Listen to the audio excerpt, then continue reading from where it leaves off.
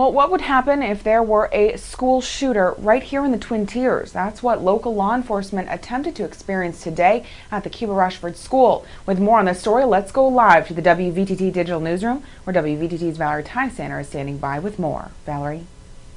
Yeah, good evening, Alexa. Yeah, I was there, and police say they were practicing for about 5 hours today. Officers from a lot of different local agencies were practicing coming together to work in groups, each 20 minutes.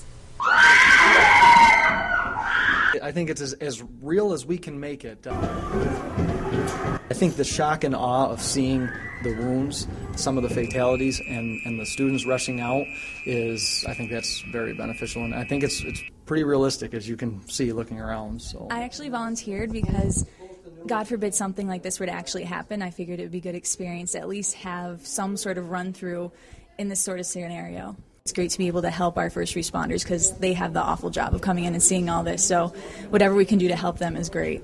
The scenario goes like this. A shooter at Cuba Rushford Central Schools. Shots are fired. Students scream and rush out of the building. Now it's up to police to find and apprehend the shooter. Police Chief Birch says multiple local law enforcement agencies are teaming up to make sure that if there is a shooter situation, they're prepared. because of the in recent events that we've had throughout the nation, obviously we've had a lot of tragic events. So we decided that we better get kind of collaborate and make a plan and just come together. Students and staff are working with police forces to make the situation as realistic as possible. We've actually discussed it in class before, what would we do if something were to happen in this sort of situation, and they're great with all these ideas, and they were gung-ho about helping out, and they want to do whatever they could. But so far it seems to be going well. I think that the officers are reacting well, and everybody seems to be learning from it, so that's our goal.